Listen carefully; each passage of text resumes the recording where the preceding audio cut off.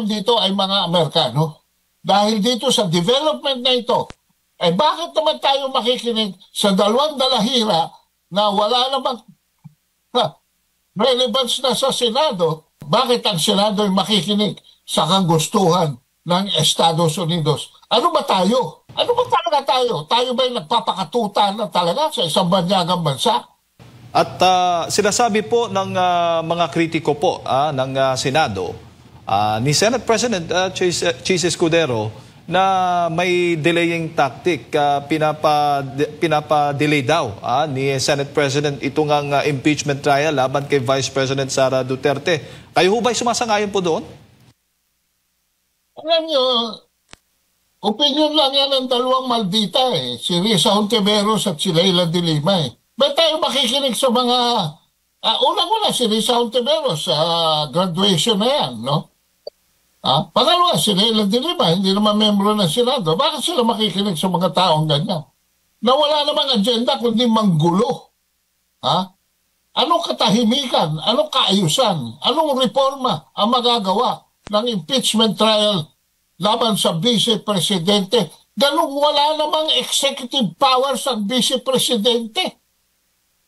Ano ba magagawa pa ng Vice Presidente? Lahat ginawa na nila, pati yung kusina. They threw the whole kitchen on her. But saan papunta lahat yan? Wala. Sa wala-wala lang yan. So, bakit tayo makikinig sa mga malditang posturing ng mga taong discarded na sa Senado and wala naman sa Senado? Ito'y nasa kamay na ng Senado. Kung gusto maging laughing stock ng Senado, di gawin nila ang sinasabi ng dalawa na yan. Opo. At bukod dyan, Kaado, may nagsasabi din, may mga pahayag din, no? Ilang sa mga kritiko sa pagsasabing natatakot daw itong si Senate President Chis Escudero ay VP Sara, o pinoprotektahan ba ni Senate President Chis Escudero si VP Sara Duterte? Kaya ganito inaantala daw itong impeachment trial? Alam niyo, yan isang napakalaking kalokohan dahil kung meron man dapat katakutan si Chis Escudero, ay yung taong pinagsisilbihan niya bilang waiter kay Lisa Araneta Marcos. Mas malaki ang dapat katakot niya kay Marcos, kay Lisa Araneta Marcos. Bakit matatakot si Senator Escudero give me one good reason. Why? Elected niya si Chis Escudero as a senator. Napaka walang hiya naman na nagsasabi niyan. No? Walang katuturan yan. Yan aksaya. At hindi lang yun. Para lamang matuloy ito mga kalokohan nila, nagsagawa pa sila ng survey laban sa Vice President. Ng Vice President daw ay hindi na dapat makialam sa gobyerno. Bakit nakikialam ba ang Vice President sa gobyerno? Kaya alam naman ang Vice President ay dumudulog sa taong bayan ay dahil ginugurgur nila. Naglabas ng survey, hindi naman sinasabi sa taong bayan kung sino nag-commission ng survey na yan. Lumalabas sino? Strat-based Albert de Rosario Institute. Yan local agency yan, local agent yan. Mga ahente yan ng Center for Strategic and International Studies ng Estados Unidos. At itong Strat-based lately ay nag-empleyo ng isang senior fellow na Amerikano na ang pangalan ay Raymond Powell. So, ang ibig sabihin dito, naratibo ng Strat-based ay galing sa Amerika. At ang nakikialam dito ay hindi lamang si Marcos, hindi lamang si Lisa Araneta, hindi lamang si Martin Romualdez. Ito ngayon ay lumalabas na. Ang nakikialam dito ay mga Amerikano. Dahil dito sa development na ito, bakit naman tayo makikinig sa dalawang dalahira na wala namang relevance na sa Senado? Yung isa nga, gagraduate na. Yung isa nga, natanggal sa Senado. Hindi na re-elect. At bakit tayo bakit ang Senado ay makikinig sa kagustuhan ng Estados Unidos? Ano ba tayo? Ano ba papel natin talaga? Magkaharapan na tayo. Magkabukasan na ng aklat dito. Opo. Ano ba talaga tayo? Tayo ba yung nagpapakatuta na talaga sa isang banyagang bansa? Oh, yan ang mga lumalabas sa mga ano. Meron mo sabi doon sa survey, ha? Huwag daw ang hawak pong poder ngayon ni Vice President Sara ay Vice President na lamang. In other words, siya ay spare tire. Wala po siyang pakialam sa gobyerno.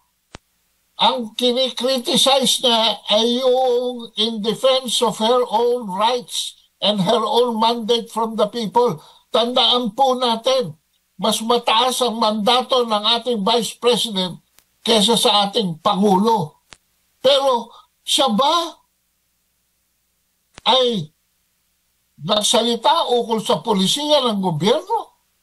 O ang kanyang pagsasalita ay in defense lamang ng kanyang sariling laban sa mga unfair criticisms na nanggagaling, lalo na dyan sa mga kaliwa, lalo na dyan sa mga communist terrorists, lalo na dyan sa mga discarded na ng 2025 elections. We have to move forward, no? Wala ho. Ang nagpapatakbo ng bansang ito ay hindi ang Vice President. Ang nagpapatakbo po ay ang Presidente. So if there is any party that should be held accountable for whatever is happening in our country right now, it is the President of the Philippines. Huwag niyong ibato sa Vice Presidente. Diyan ay President because hindi si Sara nag-transfer ng pondo, yung presidente, kung nag-commit ng impeachable act.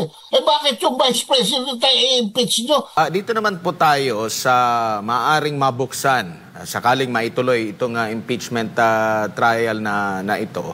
Itong may kaugnayan sa confidential funds, may nakikita po ba kayo na concern sa national security po natin pag maungkat ang usapin patungkol sa paggamit ng confidential funds? Dahil posibleng hindi lang OVP na confidential funds, paano ginamit, ang mabubuksan dito. Pati iba pang mga executive branches, mga opisina ng executive branch, pati na rin siguro sa militar, malalaman kung paano ba nila ginagamit itong confidential fund na maaring makaapekto sa ating national security. Anong nakikita nyo po dito, Kado? Alam nyo, kung yung confidential fund sa pag-uusapan, di dapat, kanino bang confidential funds yan? Yan ba sa Vice President by appropriation of Congress? Yung confidential funds na yan belongs to the President of the Philippines. Ang questionable dyan ay bakit siya nag-transfer ng confidential funds sa isang appropriation that has never been appropriated by Congress before. Yung act of transfer of the confidential fund from the President ang dapat pagtungkulan ng atensyon ng ating legislatura. Because that is a culpable violation of the Constitution. That is an impeachable act. You cannot transfer under our fiscal policies. You cannot add, you cannot start a fund sa isang provisiones na wala namang existing provision by Congress. Hindi yan katulad na kung may congressional approval ang confidential fund ng Congress ng Vice President, dinagdagan lang ng Pangulo, walang problema doon. Pero wala hong confidential funds ang ating Vice President. Yan ay confidential fund ng Office of the President that was only administered by the Vice President, if you want to be technical about it. Pangalawa, ang paggastos ng confidential fund na yan ay nasa jurisdiction pa ng COA. Hindi yan pwedeng kunin ng Kongreso. Hindi yan pwedeng kunin even by the court, by the Supreme Court. Because of the check and power. Nandun pa sa isang constitutional body, pending pa. At ang lumalabas clear pa ng COA, ang auditing ng Office of the Vice President. So, under what legal, under what logical, under what moral viewpoint is this becoming an impeachment case against the Vice President?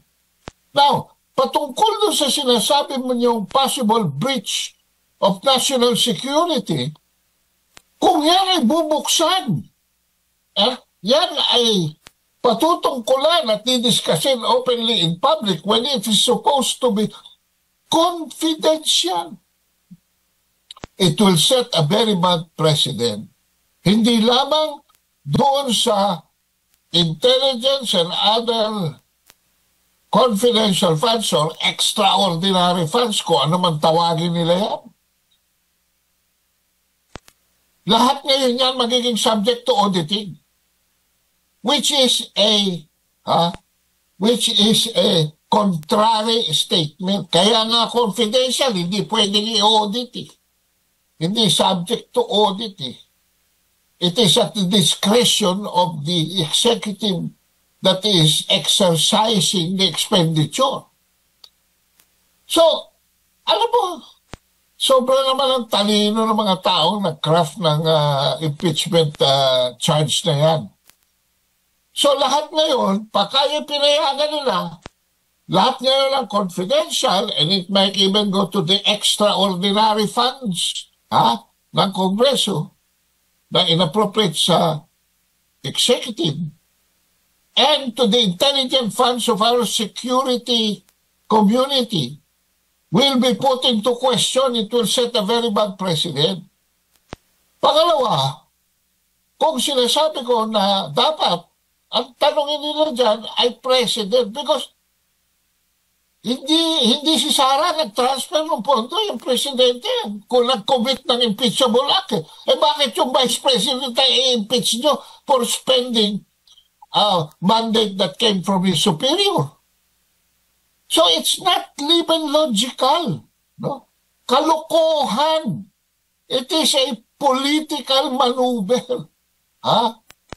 Pangatlo, bakit ang hindi natin pagtuunan ng pansin ay yung pondo na ginagastos ng Kongreso at liquidation by certification lamang? Pagkano ang confidential fund ni Sara, 125 million? Ni wala pang kalahating bilyon? Samantalang ang Kongreso, ang di umano'y nilulustay ay daan-daang bilyon na only subject to liquidation by certification of the Speaker or the Senate President. Yan ang isang kabalbalan. Kaya ako hindi ko binoto si Pampilo Lacson Dahil siya nagsimula niyang kalukuhan na yung liquidation by certification. Pero ang bayan yan, bakit hindi subject yan sa auditing procedures? Bakit walang nagko-question yan before the Supreme Court? Samantalang ang malaking pera na yan, ay itutumbas, ihahalang tulad mo sa 125 million, sus Mariosep naman. Asaan naman? Huwag naman natin gamitin ang ating siko para mag-isip. Ito, grabe na itong weaponization of powers against political enemies. Pag ito pa rin ang polisiya ni Marcos, ito mismong kanyang reorganization will be put into question. Yan ang dapat natin gawan ng question. Yan ang dapat natin hingan ng accountability, hindi si VP Sara.